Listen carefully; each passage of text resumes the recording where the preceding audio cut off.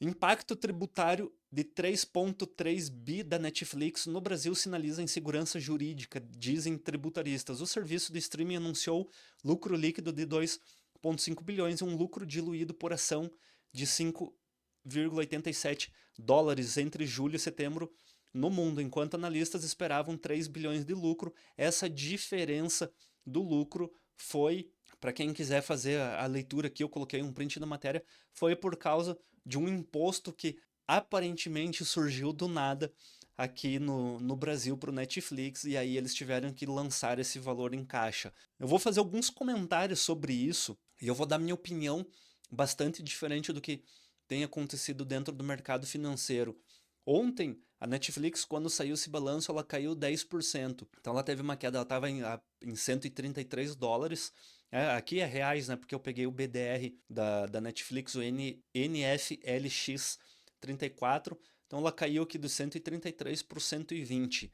Qual que é a minha visão, a minha opinião sobre isso? Eu trabalhei dentro da indústria e eu leio alguns balanços. Eu vou trazer um exemplo aqui que o Atlético faz, como eu leio bastante os balanços do Atlético, e ele é uma empresa, né, apesar de ainda ser clube, não é uma SAF, mas ele existe uma organização muito grande lá dentro. Ele tem provisionado, o que que é provisionado? Ele tem todas as dívidas trabalhistas e todos os processos, o valor calculado, e ele faz uma provisão. Caso a gente perca todos os processos que a gente tem, quanto nós deveríamos pagar para a justiça ou para, né, os que estão pedindo a causa na justiça.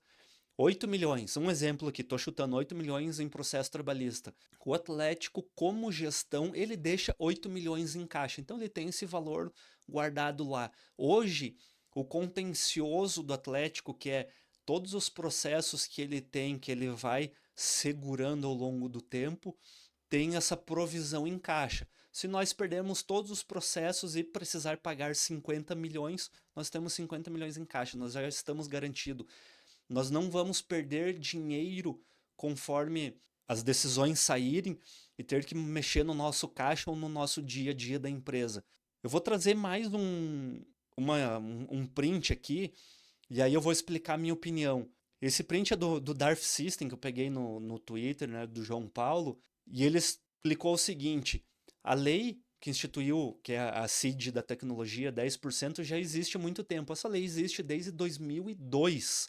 Então não há nenhuma novidade. O Netflix se negava a pagar, ou seja, em 2002 eles conseguiram uma liminar, eles tinham ciência desse imposto, não foi algo, que surgiu, o Brasil é malvadão, já existia.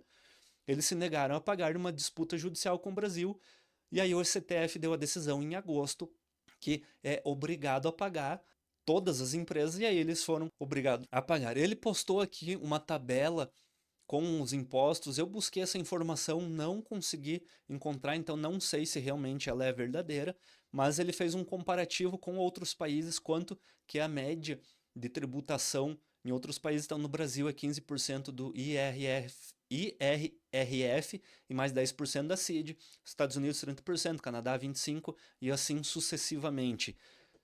Por que eu dei todas essas informações aqui? Primeiro ponto, essa lei já existe desde 2002. Segundo ponto, estava em discussão, essa CID é o que você remete para fora do país. Então a empresa faturou aqui, ela precisa enviar para outro país. Quais atividades tem que pagar a CID? Tem que pagar esse imposto 10%. O Netflix foi incluído. Desde 2022 estava em discussão na justiça se realmente ele precisava pagar ou não precisava. Por que eu falei do Atlético aqui? Em sabendo, em se tratando que você tem 10% de imposto a pagar e isso está em discussão na justiça, você tem que deixar esse valor em caixa. Isso é o básico do básico de uma empresa que faz uma boa gestão. Você não pode jogar tudo a risco. É um erro. Aí vem gente, mas não tem que ter imposto porque o Brasil taxa. Dane-se se taxa ou não taxa. Você tem uma empresa, você tem que ser minimamente organizado. E a Netflix não foi. Não sei se é por não estar acostumado com o Brasil. Pode ser que, para mim, como empresário brasileiro, seja algo tão comum e eu tenho que fazer isso. Não sei se lá fora funciona dessa forma. Mas por eles estarem aqui, por eles terem uma equipe jurídica, um corpo jurídico, eles deveriam estar atentos a isso. Eles deveriam ter falado, ó, há um risco da gente perder, vamos provisionar esse dinheiro em caixa. Eles estão errados, não tem discussão. Se existe o imposto, tem que pagar. Ponto.